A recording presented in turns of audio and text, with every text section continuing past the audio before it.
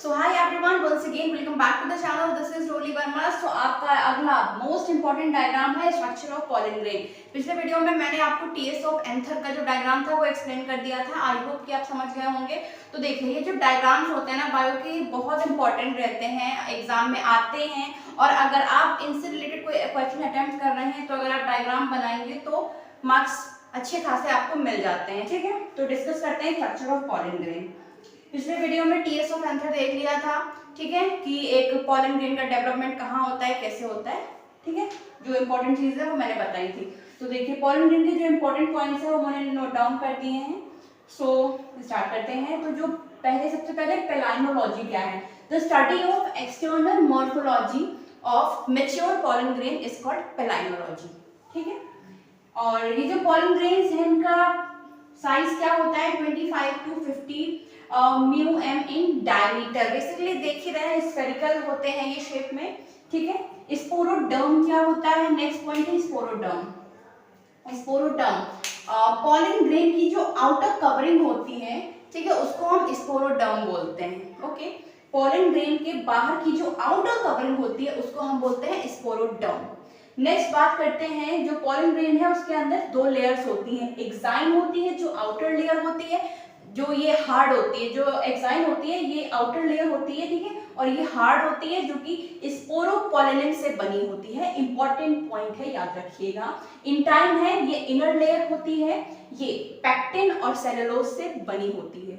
Okay, next यहाँ पे दो सेल्स होती हैं। वेजिटेटिव सेल जो है, वेजिटेटिव न्यूक्लियस होता है इसके अंदर, और ये होती है लार्ज सेल। ठीक है, और जो जेनरेटिव न्यूक्लियस यानी जेनरेटिव सेल ये होती है स्मॉल सेल। स्मॉल सेल, ठीक है। और नेक्स्ट है जर्मपोर। देखिए, पॉलन ग्रेन में मैंने क्या बताया? एक्साइन लेयर होती है, एंटाइन लेयर होती है। पर कुछ पॉलन ग्रेन्स में जो एक्साइन होती है वो कहीं कहीं अब्सेंट होती है। ठीक है, वो कहीं कहीं अब्सेंट होती है और उस रीजन को हम बोलते हैं जर्मपोर। पॉलन ग्रेन में ऐसा रीजन जहाँ पे एक्साइन अब्सेंट है उसे बोलते हैं जर्मपोर। अगर डाइकॉट्स की बात करें तो डाइकॉट्स में 3 जर्मपोर प्रेजेंट होते हैं, उन्हें हम बोलते हैं ट्राइकोप्लेट। और मोनोकॉट्स में 1 जर्मपोर प्रेजेंट होता है, इसलिए मोनोकॉप्लेट बोलते हैं।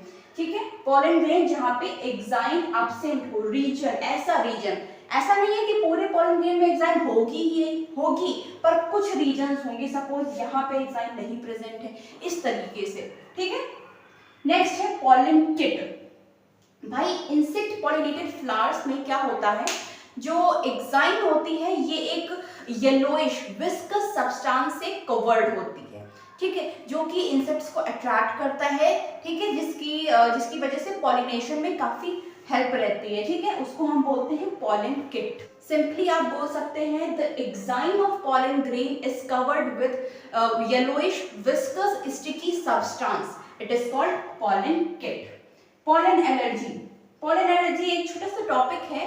जब आप पॉलन ग्रेन वाला टॉपिक पढ़ेंगे तो इसके अंदर 4-4, 5-5 लाइन में pollen allergy, pollen products, pollen viability, ये चीजें दी हुई हैं। तो इनको सिर्फ पढ़ लीजिएगा एक बार, जो मेन पॉइंट्स है वो आप समझ जाएंगे। ठीक है, पॉलन एलर्जी में कुछ स्पीशीज हैं जो रेस्पिरेटरी डिसऑर्डर्स कॉज करती हैं, जैसे ब्रोंकाइटिस है, एस्मा है, ये सारी चीजें। ठीक है, पॉलन प्रोडक्ट्स काफी सारे कॉस्मेटिक्स के प्रोडक्ट्स बनते हैं, कुछ मेडिसिन बनती हैं। जो पॉलन ग्रेन्स होते हैं ये फैट्स, प्रोटीन्स और कार्बोहाइड्रेट्स में काफी रिच होते हैं, इनसे काफी सारी मेडिसिन बनती हैं। ओके, पॉलन वायबिलिटी देख लीजिएगा, और कुछ खास नहीं है। जो इंपॉर्टेंट स्ट्रक्चर्स हैं मैंने वो आपको बता दिए हैं। ठीक है, वेजिटेटिव सेल, जनरेटिव सेल, इनका जो जर्मिनेशन में काम होता है, हम बात कर रहे हैं यहाँ पे स्ट्रक्चर की। ठीक है, तो आई होप कि आपको ये सारी चीजें क्लियर हो गई होंगी कि पॉलन ग्रेन क्या है, कौन कौन से इसके अंदर फंक्शंस हैं। जो इंपॉर्टेंट चीजें हैं वो मैंने आपको बता दी हैं, और यहाँ से आप नोट डाउन कर लीजिएगा ये सारी चीजें। और डायग्राम को जरूर प्रैक्टिस करिए। जो टीएस ऑफ एंथर जो मैंने बताया उसके डायग्राम को भी प्रैक्टिस करिए, स्ट्रक्चर ऑफ पॉलन ग्रेन को भी प्रैक्टिस करिए, क्योंकि ये दोनों जो डायग्राम्स हैं बहुत इंपॉर्टेंट है। और जो भी इंपॉर्टेंट डायग्राम्स हैं मैं उनका वीडियोस बनाती रहूंगी। ओके, तब तक के लिए वीडियो को लाइक करें, चैनल को सब्सक्राइब करें, and don't forget to hit the bell icon, जिससे आपको मेरी हर वीडियो का नोटिफिकेशन सबसे पहले मिलेगा। Thank you so much for watching.